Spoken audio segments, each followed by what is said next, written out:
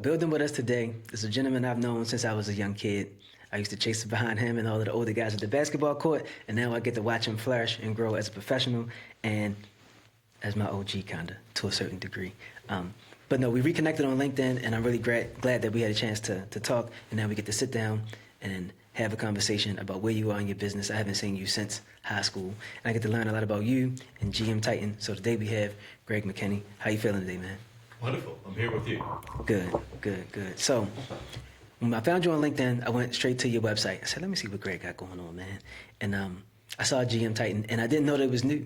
I felt like you've been doing executive coaching for years. It's a very polished website. But also, I could see and hear you in the website, and there was some strong messaging there on the website about measurable outcomes and things like that. And some of those things seem very intangible in the business world, like coaching. How do you actually get tangible outcomes as a coach? So how do you define that? Like, what are measurable outcomes that you deliver with GM Titan and when you're doing your coaching?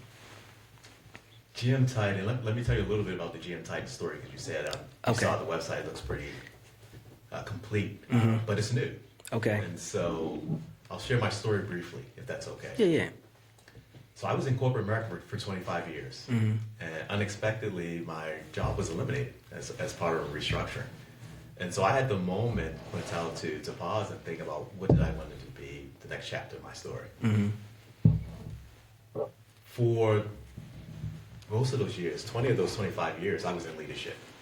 And I really enjoyed coaching and mentoring other people and really seeing them thrive and flourish. And for me, I said, that's my passion.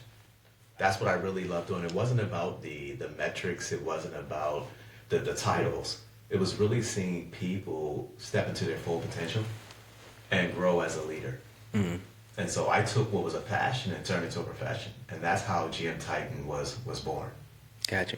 To answer your first question, you asked me about measurable leadership growth. I'm an engineer, as you know, by education. I learned that you can only improve what you can measure. So as I started to go into executive coaching as a profession, I really wanted a coaching framework that would provide quantifiable, measurable leadership growth. So did some research. I actually have an executive coach as well.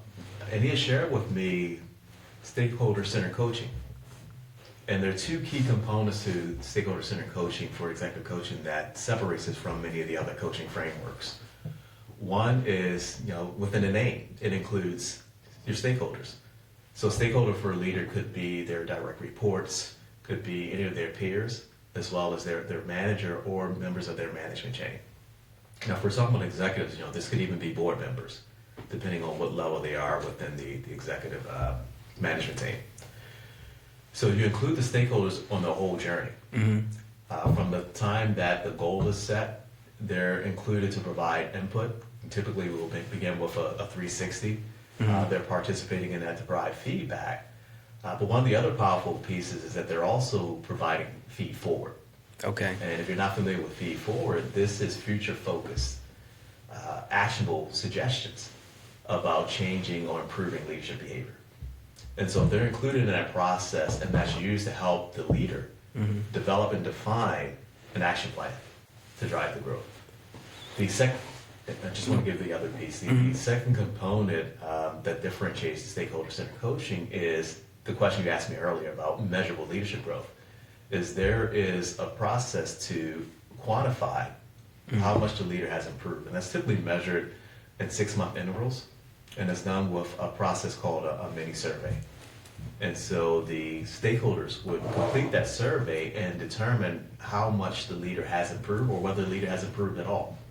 And that was the measurable piece of that. So the two components are, one, is includes the stakeholders throughout the entire coaching process. And then two, there's a quantifiable way of measuring whether or not the leader improved. Do you get access to what the stakeholders want? Like if you're working with the person, we're referencing their stakeholders, right? So they bring back what those goals are to you, or do you actually talk to stakeholders? So I'll go a little bit deeper into the process with the stakeholders. There are two ways in which, as a coach, I may engage with the stakeholder. You heard me mention a 360 feedback. In some cases, that can be done by interviewing the stakeholders. Gotcha. So I recently started a coaching engagement probably about a month ago. And the coach, the leader, had 7 stakeholders. And we had agreed that the approach we would take just based on the culture of that company was that we would do a 360 via interviews. The other way you can do a 360, a lot of ways people do a 360 is they do an anonymous survey where their stakeholders can provide feedback, through an anonymous survey, and then that gets compiled and shared in the report. Yeah, I like that because it's less pressure, right? You still directionally correct because you know exactly what you need to be doing, but you don't have the scrutiny of each person, each stakeholder. So that's great. And then, so to a certain degree, you're kind of like a buffer sometimes, or not necessarily, because the leader is the one that's interacting with the stakeholder every day. Okay. I don't interact with them other than the 360, or if they want to reach out and ask a question. You asked also about the goal setting. Mm-hmm. And so with a 360, there's really 3 fundamental questions I would ask. Okay. And the 360 is intended to be balanced. So the first question would be, what do you see are the top 3 strengths of a leader? On the flip side, what do you see as the top 3 opportunities for that leader to be more effective? The third and final question is, of those 3 areas that you've identified for them to be more effective, what would you prioritize as number 1, that if they could work on this today, they should work on this? Mm-hmm. And that helps kind of narrow down a list of, maybe a laundry list of possible areas for development and growth, to just the key ones that their stakeholders see as important for them to show up as a better leader. That's great, because I learned through having staff at my juice bar, like, I'm not really scared of feedback, right? It's not always easy, right? But I welcome it because I want to be better, and it wasn't about me, right? It was about how can I make the position better for them. So, like, I like what you said there, because it kind of allows you to see yourself better. Like, they kind of hold the mirror up to what you got going on and give you better feedback. So, and that's the beauty of coaching. Mm-hmm. Is it creates an environment for the leader to have reflection, right? But also to have reflection without being judged. Right. Those insights provide a lot of opportunities for the leader to now see how his leadership or her leadership style is perceived by those that they're leading and those that they're interacting with. Mm-hmm. I tell people, and I'm glad you made the comment around feedback is a gift. Mm-hmm. Whether it's constructive or whether you think it's not constructive, you now have a sense as to how people may see you. Now it's incumbent upon you to say, what do I do with that information? The other point that you heard me mention earlier is feed forward, and I often refer to that as a game changer. Mm-hmm. And the reason I say this, I'm going to use some language that maybe for people that are a little bit younger to us but may resonate with them. It's almost in some ways like getting the cheat code. Definitely, yeah. In a video game, mm-hmm. right? Because now if someone tells you, these are the areas in which I would like to see you improve as a leader, be more effective, the guessing game is somewhat gone. Now you have to decide based upon that feed forward, 1, am I willing to do it? Mm-hmm. And so I often talk about what the coaching approach that I use, is it takes courage. It takes humility. And keep in mind, you're sharing in some cases to your direct reports, people that report to you, mm-hmm. there's an area that I'm working on to get better. That's a very uncomfortable position for some people to be in. And I tell them that up front. This process may not be for everyone, but it's really intended to understand your leadership is based upon how you're perceived by those that you're leading and those that your leadership affects. Yeah. And this is for anybody who is thinking about getting coaching or is in a leadership position. What you just said about the feedback, your direct reports. You seem very vulnerable, but you're also demonstrating the fact that you want to improve. So now they see what the standard looks like. Mm. And so when you come to them about making an improvement, they also understand that you're willing to do the same thing. Yes. And so, for anybody listening, don't be intimidated by it. Like, get feedback. I think feedback is great. But let's talk about the transition, though, because I don't think I asked you about this before, but making the transition from working in corporate for 20 plus years now to entrepreneurship. How is it? How did you feel about making the transition, and how has it been treating you so far? It's humbling. And the reason I say that is you've been an entrepreneur for a number of years. You know the process of starting a business, from the formation of the business, getting a business bank account, insurance, all of those things I never had to deal with. In corporate, someone just took care of all that. And so now everything rests on your shoulder. You have a cap on. As an entrepreneur, you wear many caps. Yep. You know, from your chief financial officer to your chief commercial officer. And so in a corporate setting, those things were done by other people. I understood how they were vital to my success, but I didn't have the accountability of doing those things. Now I have that accountability. And so the transition it's been humbling, but it's been exciting. It's been exciting from the standpoint I'm learning. And so when you look at the name of the company, GM Titan, because I'm gonna tie it to how this transition has been. When I looked at the name, I definitely wanted some aspect of me in it. So GM, you can say, yes, that's my initials, Gregory McKinney. But it's also a philosophy I strongly believe in, which is a growth mindset. And this journey of going to be an entrepreneur has been a growth mindset journey. And so I wanted to take the opportunity to say, hey, I've done corporate. What I wanted to do next was something that was going to stretch me and was going to grow me. And I haven't crossed the half-century point. I think you understand what I'm saying. I didn't want to have any regrets in life. And so I was presented with an opportunity with the corporate career coming to what appeared to be an end to start something, a new beginning, something great. And that's how GM Titan was born. Now, to close out the company name, the Titan aspect, I'm a person of strong faith. Okay. And so while I was looking at the name for the company, I wanted something that embodied my values, but also my aspirations. And really having it be centered around the core of who I am. So I talked to my wife. I have an executive coach as well. You know, so I'm not only, and with the statement used to say, I'm not only a client, I'm also the president, was now given different names. And I wanted a name that represented serving a big God. I wanted a name that represented my bold aspirations. And the last piece is, if you look at my entire life's journey, whether it was in school, college, even in a corporate setting, my goal was always to excel. And I wanted a name that represented really being a giant in the coaching industry.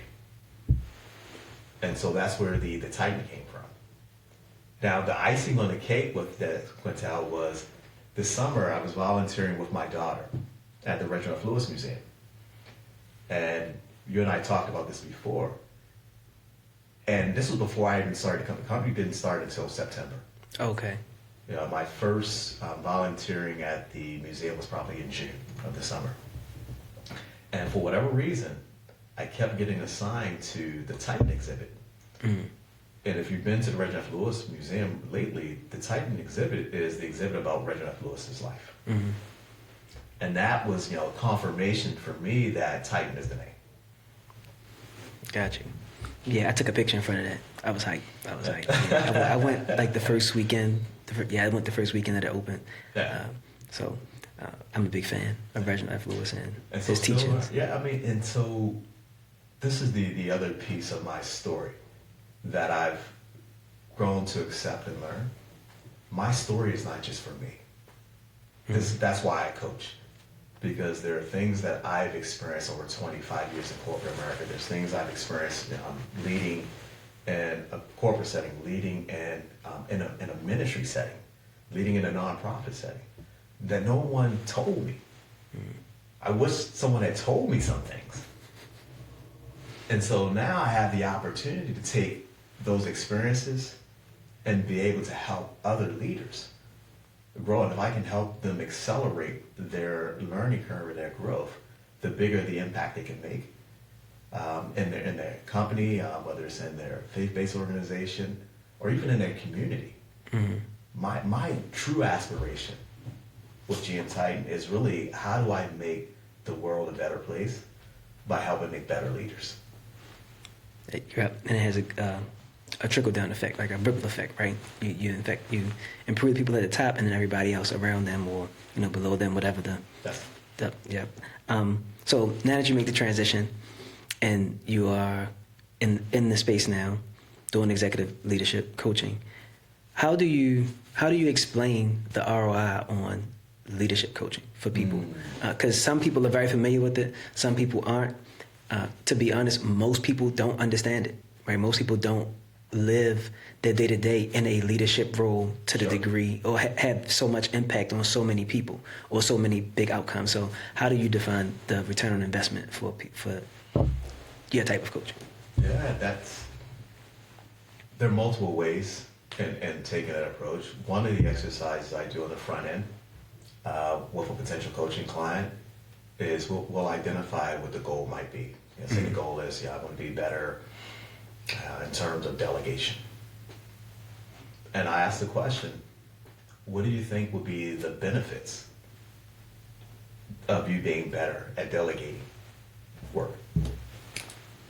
Then I'll also ask, what do you think the cost will be? What is it going to cost you to become better at delegating?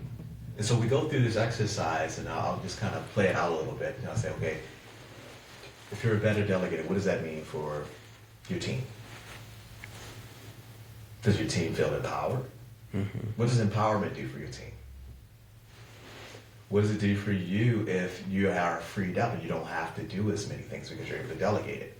Does that mean that you could make a bigger impact? Does that mean that you're now more visible? What does visibility do for you? Does that put you in a position to be seen by the decision makers as to whether or not you're someone that should be considered for a promotion? What does it mean for your family if you get a promotion? Does that mean you instead of maybe one family vacation, you possibly do 2 family vacations? And so talking to an executive at that level is looking at, what does that mean for you personally? What does it mean for your team? What does it mean for the family? What does it mean for the company? Gotcha. And you can start to put some numbers on this, right? In some cases where, what if you had 4 extra hours a week? You can do some math to say, okay, what would you do with those 4 hours? And if you were working on something, is there a way for you to measure what the impact would be back to the company? If you spent 4 hours with more customers, how many more potential deals you have? If you had 2 more deals per year, what does that equate to? If your average size of your deal is $50,000, is that an additional $100,000 a year that you may be able to have access to? Because you now are delegating more of your work that frees you up to do the higher value add things. And so that's the conversation, and it's unique in the sense of it depends on the leader. And so if I'm talking to a small business owner, it's different than if I'm talking to a corporate executive. But still along the same lines of, what are the benefits? What are the costs? And making it very personable to them. Because you want them to be able to connect and see themselves. And I just often say, okay, well, when you do this better, what would you get? Yeah, I think, are you familiar with Naval Ravikant? No. So he is a angel investor in Silicon Valley. He funded a bunch of stuff, but they kind of call him like the investor philosopher or philosopher investor. He's not just about making money. He's made money, but everybody loves him. And he has a book called The Almanac of Naval Ravikant that somebody else wrote with him. And he was the first person that made me really think about, like you said, you can actually put a dollar amount to some of these things. And he was like, you want to set an incredibly ridiculous hourly rate. So if it costs me $5,000 an hour to just be and doing my thing. So anything under that cost is not worth you doing. It's worth you paying somebody else. Now, he has way more money than most people, but he said he kind of always thought about it that way before he had, that type of money. And so it is difficult if you have a certain type of business to think of your actual dollar average, right? Your hourly wage, right? Because you run a business, so you may not clock your dollars the same way, right? As long as you got profit, that profit is yours and you can use it whatever way you want. inside of a corporation, it's big salaries. You get to see it. You actually being paid by the hour to some degree, so you could probably see it better. But I like what you did. You took it outside of just that type of cost, right? With a family trip, or actually using that money. Using that time more productive. Like you said, you have 4 extra hours. It's really hard for people to wrap their mind around that. How do you explain them? How do you explain to people what you can do with more time? Because that is, our most valuable asset. And every day we probably still take it for granted to some degree. So when you're talking with your clients, how would you help them with that? And much of what I do, Quintel, I just try to make it simple. Okay. I think oftentimes we complicate things. And just like the example I gave, if you had 4 extra hours, what would you do with it? And if I know what type of, leader they are, what responsibilities they have, I say, well, like I said, if you had 4 extra hours and you spent 4 more hours with customers, does that now mean you can have more customers? Then that's a very easy math equation for them to start to say, oh, if I have more customers, each customer on average is X amount of dollars, here's a potential uptick and revenue. Mm-hmm. And so some of this is being able to identify what's going to resonate with the leader for them to grasp and understand. And this is the beauty of coaching, right? Because you want to create a psychologically safe space. And in the work setting with your peers, it's very hard to do. Because whether you like it or not, your peers are sometimes even your competitors in the workspace. Mm-hmm. Competitors in the sense of, who's going to get the next promotion. And I'm just being very honest. It is competitive in corporations in terms of who's going to get the next opportunities for advancement. And the higher up you go up the ladder, there are fewer people to compete with. So it's very, very competitive. Yeah. And so that's why when you start to talk about executive coaching, you're dealing with a higher level of leadership. They already have some level of an ego, right? Because they're successful. Mm-hmm. And you have to kind of manage all of that. So part of it is being able to get to how do I connect with them in such a way that they understand why this matter. Why should I care? Why would I make the investment? Right. And bring it back to what's important to you. Makes sense. So you're a coach. You mentioned that you have an executive coach as well. What are some of the things in the coaching space that you've heard people say, whether it be people on the outside or coaches within the coaching space, that you think is not actually true? Like it's kind of made up or it doesn't really apply? Oh, an interesting one that I hear. And this is probably one of the areas where I may get myself in a little bit of trouble, where I differentiate myself a bit. You heard me talk about 20 years of leadership experience. Some coaches believe that their job is just to ask the right questions. Mm-hmm. And if you don't have leadership experience, that may be all you can do. Right. And so I do think that a coach that brings more to the table than just being trained in a specific coaching framework or methodology, a coach that can truly empathize because they've been down that path. They've been in those leadership roles. Mm-hmm. They know what it means to be able to have to bring about change that's seen by their stakeholders. That gives you a deep level of empathy. The other thing that, back to this piece around asking the right questions, there's a big conversation happening in the coaching industry around AI. Right. And there are some that believe that AI could completely displace human coaches. Now, that may be true for some.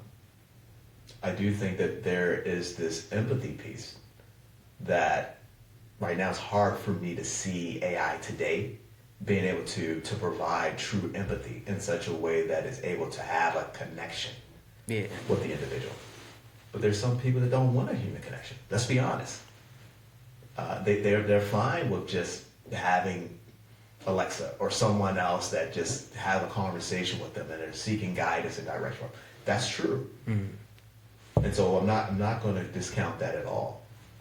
But I do think that there's still a big portion of leaders, a big portion of the world that are clinging and wanting that human connection which I think AI today seems to be challenged to do. Over time, will it be able to close some of that gap? Possibly. But this is yet again with coaching. You asked a question about coaching and return on investment. Coaching may not be for everyone. AI coaching may not be for everyone. My style of coaching may not be for everyone. That's why you have a lot of different coaches, a lot of different ways in which leaders pursue growth. And so you have to find as a leader what's going to help you be most successful. Yeah, and you just mentioned like the different styles, right? Different types of coaching, whether it be you or someone else, or even AI. And then there's different like business models and approaches to business. Have you had any bad business advice? I mean, now you may have you've been doing GM Titan for a few months, so I don't know if you came across any. But if you had any bad advice in the entrepreneur space or in the corporate space as far as like actual leadership, because I think that might, coming from you who had so much experience in that space, you have a better filter for what bad advice in the corporate setting would look like than someone else listening.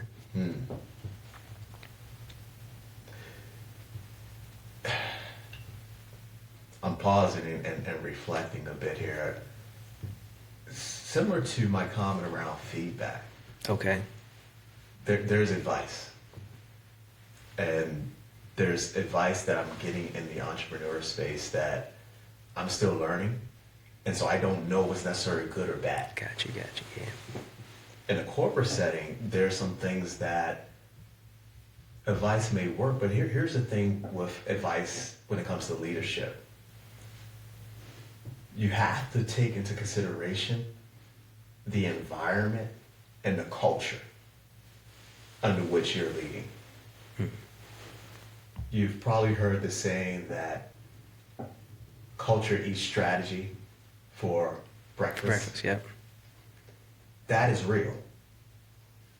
And so I do think that the advice that I see sometimes happening, or what I see sometimes playing out, is underestimating the importance of culture, underestimating the importance of employee engagement, when you're really looking at how am I going to be successful in executing a strategy.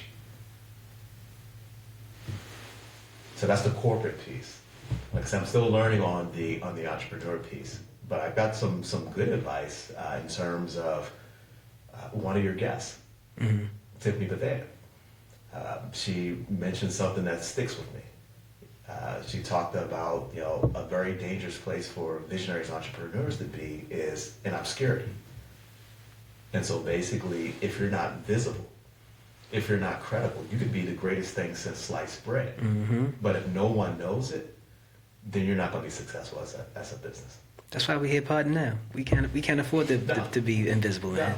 No, not when we have certain types of experiences and so much more to offer to other entrepreneurs or other business professionals. So I'm glad she said that, but I would have told you the same thing. So shout out to her. And Yeah. that's the thing. I mean, talking to you heard me mention that I still have an executive coach. I have a communications coach. And the reason I'm looking at this, one, I understand the power and benefits of having a coach. But then I've also reached out and sought other entrepreneurs. It's not by happenstance that you and I are connected. Right? It's not by happenstance that several other people that I've connected with and I continue to stay in touch with. And so I understand the importance of getting advice, whether good or bad, from people that have gone through that journey and are still on that journey. No one has figured that out and solved it all.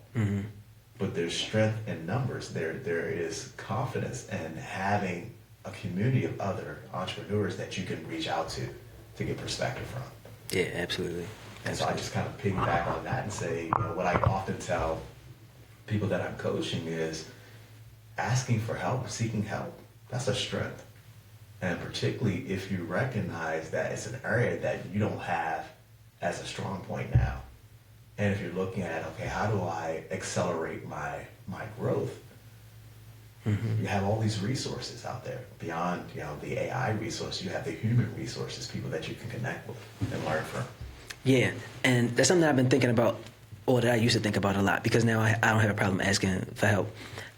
So that's something that you said you may have to talk to people about. But that just hit on my next question, which was, what are some of the biggest blind spots that you see in executives, right? So some people, in the entrepreneur space, most people don't know how to ask for help because they're highly internally motivated. So they go and just get it done. Like, they don't want to wait for anybody. But in the executive space, sometimes it can be bureaucratic. Sometimes they have the freedom to do whatever they need to get done, but they still have blind spots. So what are some of the biggest blind spots that you see?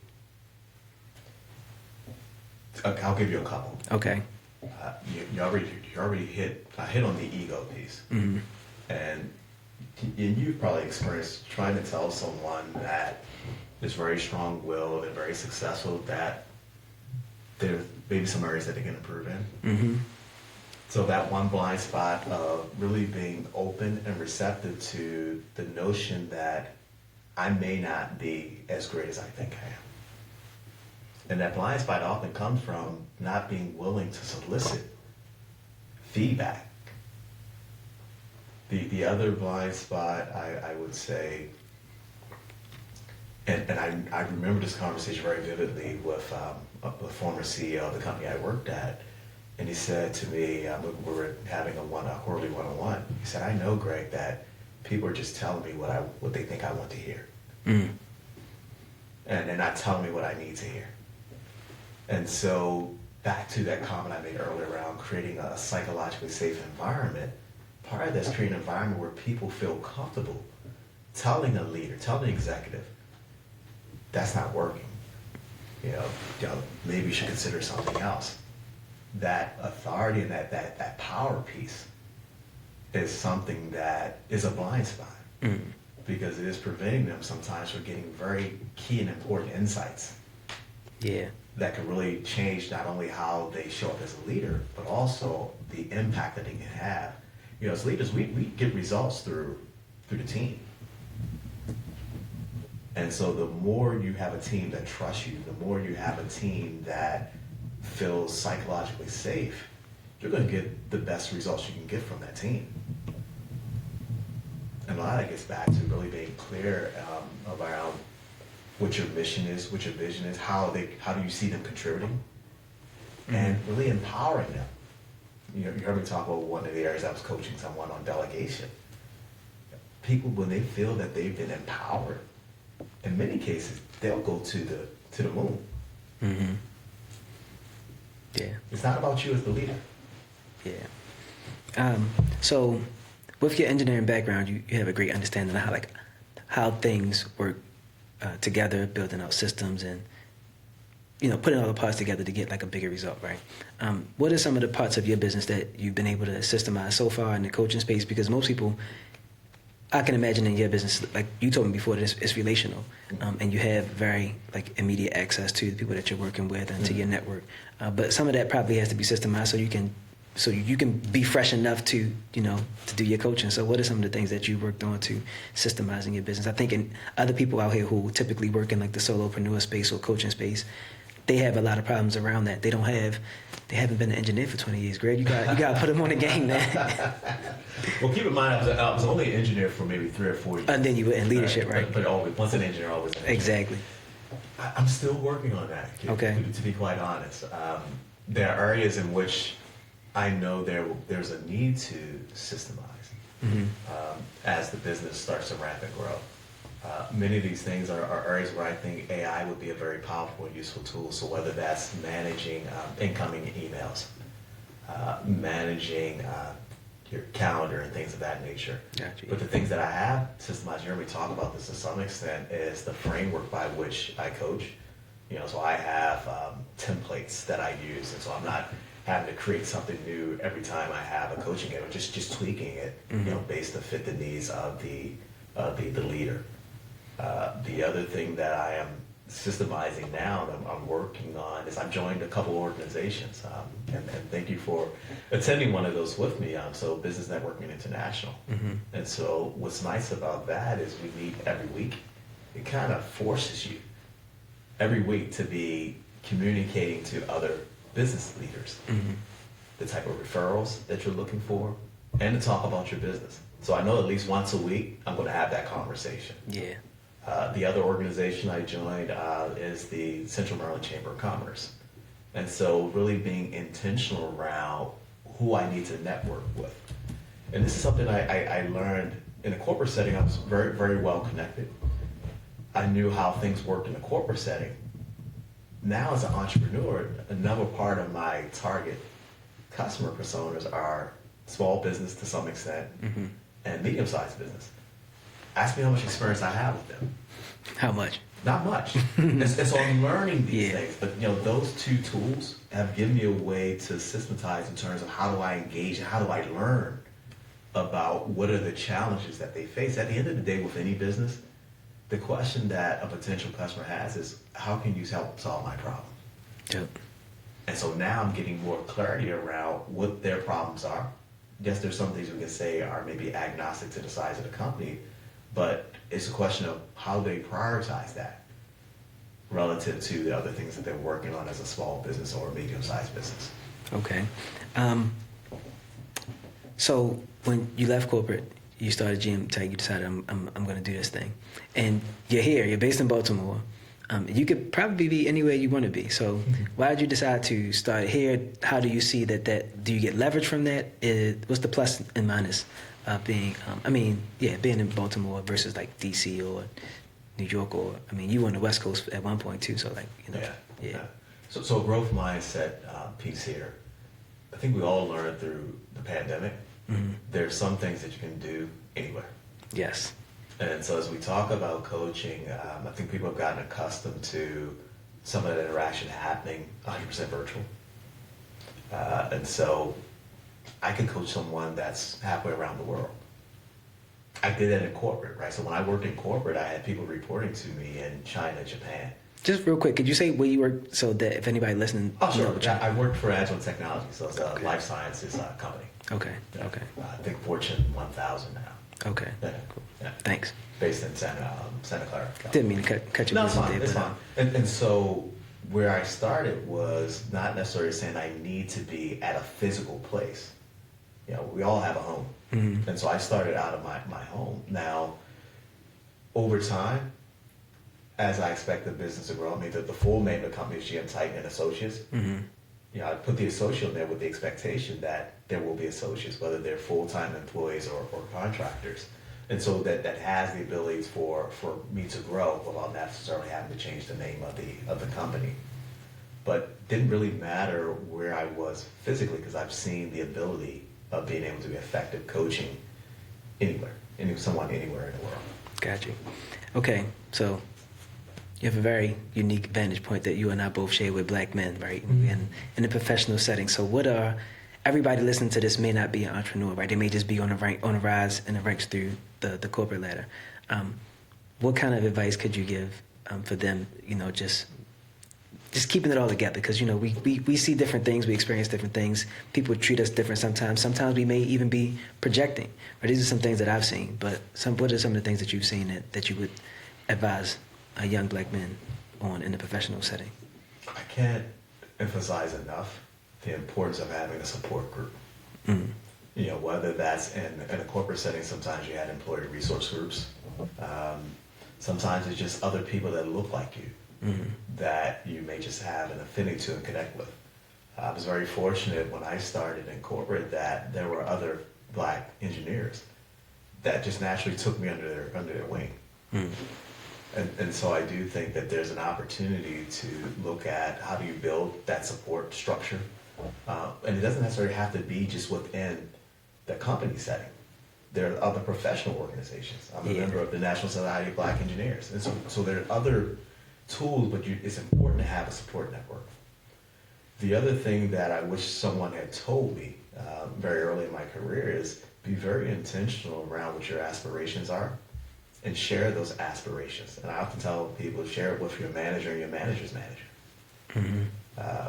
And that helps will kind of give you a gauge where they may see you in terms of your career trajectory. But at that point, there's no question as to, Quintel wants to be a manager someday. Now with that in mind, do I give him opportunities for him to develop the skills that make him more marketable as a manager? The other advice I would give is you gotta have a mentor. You know, mentorship is not optional. And I say that both from the standpoint of there could be mentoring within your specific field, or mentoring if you're in leadership. And what I found to be very useful for me, Quintel, was mentorship turned into something that should be highly desirable by everyone, which is sponsorship. And so sponsorship is when a person in a position of authority and decision-making position is doing things on your behalf, representing you in the meetings where you're talking about new opportunities that you're not in. Mm-hmm. And so being very intentional around how you show up, do your job very well. You're always being interviewed, whether you realize it or not. Everything you do is being looked at. And for us as Black men, probably even more closely than some other groups. And that is what it is. You can get upset about it, or you just can say, okay, this is how the game is played. You know, how do I move and navigate within the game? Got you. Yeah, they should probably, they may also need coaching too, right? I didn't want to go there, right? Okay. Because coaching is something that I wouldn't necessarily have people start out with. I think mentorship is a good place to start. Got you. And part of it is that oftentimes mentorship is free. Mm-hmm. Do you think it should be free? Because on the internet now there are people saying like mentorship should be paid, mentorship shouldn't be paid. What do you think about that? My perspective, based upon my experience, mentorship for me should be free. Okay. Now it depends on what they're defining and putting under the umbrella of mentorship. So you got to be careful how people use words. Okay. Yeah. All right. But typically when you get to coaching, that's a one-on-one paid engagement. Mm-hmm. And so I wouldn't necessarily automatically tell people to jump there. Now, someone that is in an executive level position, that may be a more appropriate place for them to go. But if you're talking about someone that's an individual contributor that's trying to figure out, you know, where they want to go, I wouldn't necessarily say automatically start with coaching. Gotcha. Yeah. I understand the difference, and I'm glad that I got you here to break it down for anybody else who's thinking about that, because mentorship could seem like coaching for some people and vice versa. So there is a difference. So we got to be mindful of that. But talking about coaching, how do you see growing? I know things are just taking shape now, but you mentioned you got associates on the name for a reason. So how do you see that growing out? Is it you have your own frameworks that you'll be training people on how to do coaching through the GM Titan way, or is it just, how does that work for you? How do you see it? Yeah. Fundamentally, there's the framework that I started with, which is the stakeholder-centered coaching. Mm-hmm. That will probably still be the foundational piece. And part of it just goes back to my natural disposition of being a servant leader. Mm-hmm. And as a servant leader, you really value those that you're leading and serving. And so having a process that kind of undergirds that, I think that'll be a key and foundational piece. The other piece for me is looking at people that are passionate around helping others grow and develop. And so that would be what I would be looking for. Not someone that's going to be exactly like me, because I'm one of a kind. We're all one of a kind. Right. But they have to have this strong disposition of really trying to uplift and help other leaders be more successful. So those are the kind of the two things that I would be looking at over a time horizon. My goal and aspiration is within 3 years. Mm-hmm. Like I said, whether that's someone that's a full-time employee of GM Titan, or if there's people that I contract with. I mean, within stakeholder-centered coaching, we have over 5,000 coaches just within that network. Gotcha. If you look at that on a macro scale, because all the coaches across just leadership coaches, executive coaches, tens of thousands. Right, and so it's not it's not a space where we're not seeing continued growth in terms of people entering into that space. The key is going to be, how do you differentiate yourself? What do you offer? Mm-hmm. And so having that foundation with the ability to personalize it. I often say in some cases like it's almost bespoke in the sense of I meet leaders where they are. Mm-hmm. I'm not going to put you in the same box that I would put John in.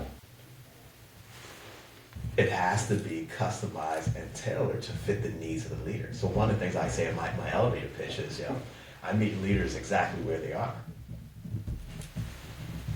And that's something I've kind of always learned is you meet people where they are, understand what their needs are, and then work to make it specific to them. Recognize, yes, there's going to be some undergirding framework, but it needs to be customizable and tailored to fit that leader's needs. Yeah, I like that. I was really just talking about showing up and meeting people where they are in business on Instagram not long ago, because that's how people get the best outcomes. Like, you solve their specific problem. You got them from whatever their point A was to their point B. And I feel like it creates more value for them. Like, it's kind of outsized value because, yeah, it took a little more effort on your time. It may not, right? Even like customizing something for somebody may not be that demanding, but knowing that it is, like, it's just such a relief around that. So I'm really glad that you brought that up, right? Because it needs to be personalized, and coaching specifically, because every leader is different. Speaking of leaders, I didn't ask you this. Do you think that there's a difference in different types of leaders, like people who lead in nonprofit or CEOs, or like just C-suite? They're not the CEO, but they may be like, the CMO or something like that. Have you seen differences? Well, there's different leadership styles. Or it's just different styles, not based upon the role? There's different styles, and also the role demands oftentimes different requirements. Okay. There's job descriptions. Yeah. And often as you go up the ladder, it's more about strategy and vision. Yeah. You go down the ladder, it's more about the tactical day-to-day stuff, the execution.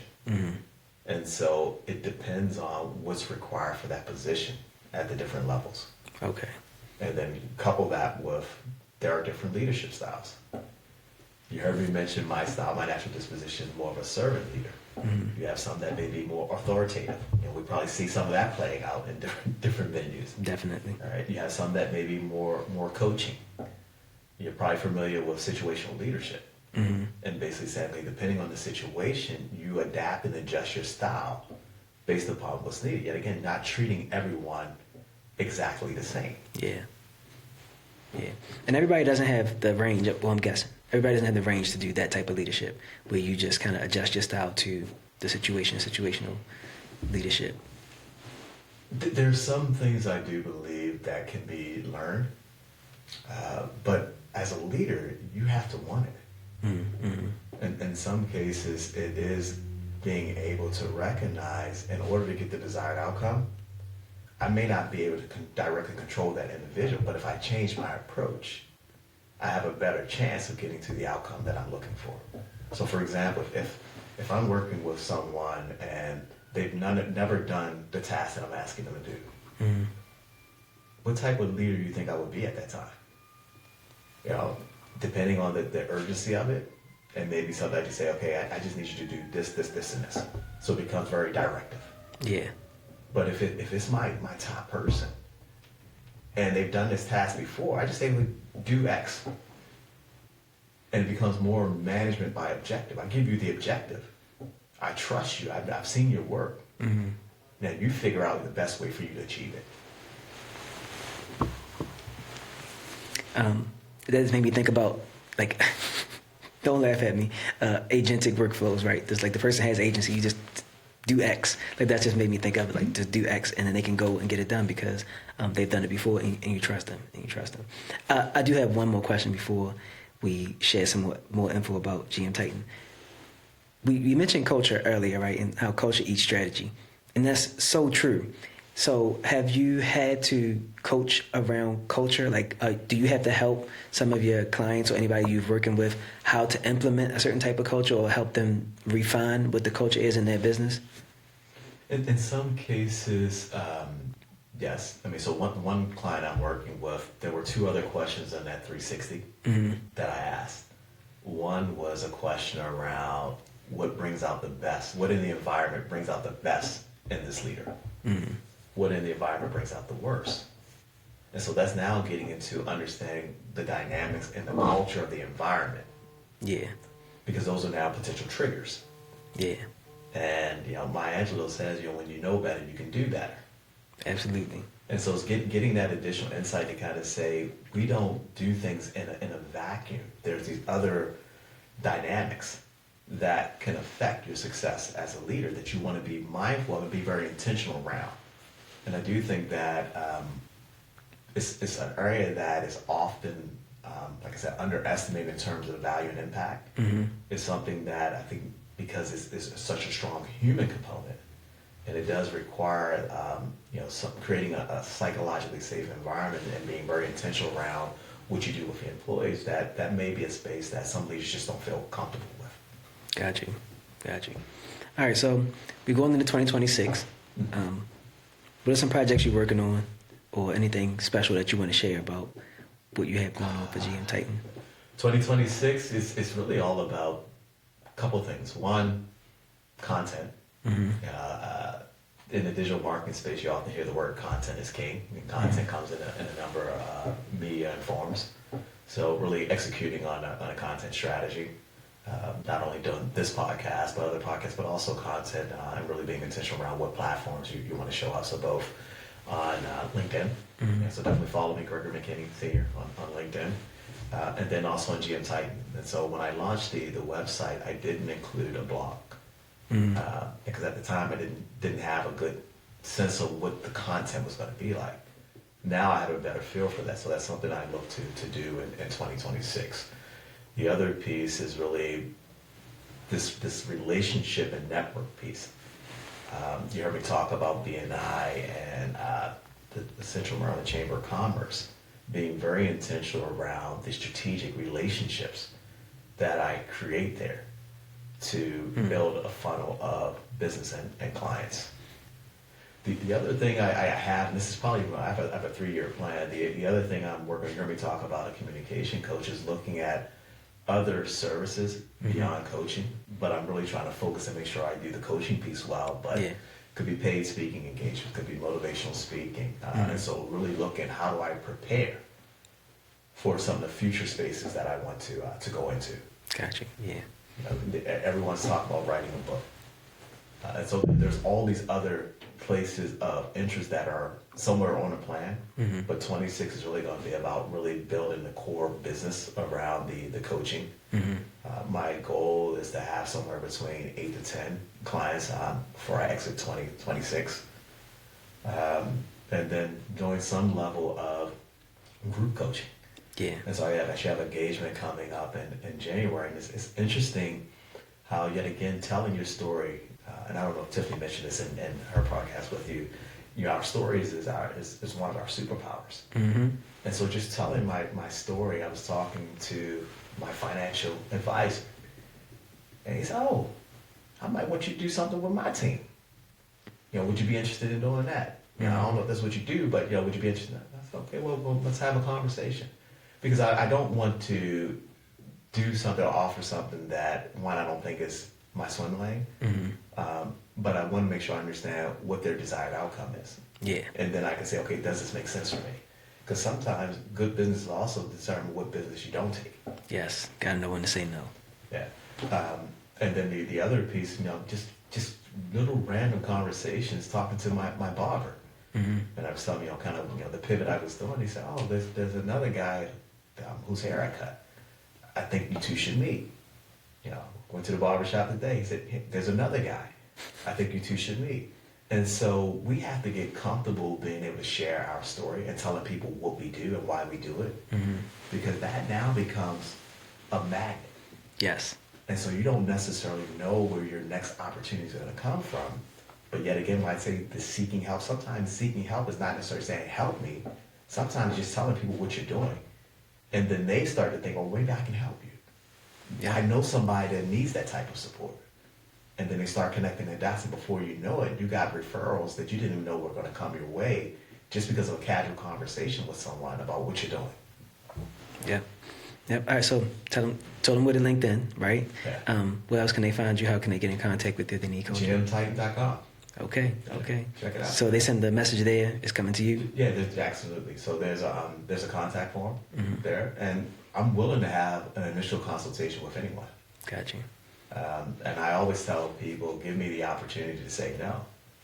And even in some cases, I know there will be some people that you'll have a conversation. It's just in the nature of business that we do that it won't materialize into anything. Mm-hmm. And then sometimes the conversation that you're not expecting to materialize into something will. And so I look forward to having a conversation. Back to this our stories, our super. I'm interested in just hearing people's stories. Yeah. I'm interested in hearing people's journey, because there's a lot to learn from someone's story, and there's a lot to learn from our stories. And so I commend you for what you're doing and being able to bring to perhaps millions of people different stories, because someone can watch this story and say, that person looks like me. This story sounds like my story. I can do that. Yep. And I was on a different podcast, and the guy said, you know how you start a business? You just start it. That's it. And again, like I said, some things we make too complicated, and not that there's no complication in these things, but there's power in trying to simplify. As an engineer, the first thing we try to do is, how do you break down the problem? Mm-hmm. And to smaller problems. Same thing with leadership. You can have all these things. How do we break it down to say, we're going to focus on this, and we're going to bring all these other resources around you, your stakeholders, they're going to help you do it. There's power in just giving people simple approaches, Mm-hmm. because simple is easier to follow. Yes. I'm writing that down. It seems so simple, but it's something that needs to be But it's not easy. said and shared. Yes. Everything. I don't think I've said anything today. I didn't bring any of my engineering principles and back. I didn't bring any of that in, because that's not what people need. Nope. People just need a real simple understanding of what it is that you do, and can it help me? And if I don't know if it can help me, can I have a conversation with you? Yes, we can find out more. We can find out more if it can help. Yep. And so, this thing of what I do is all about relationships.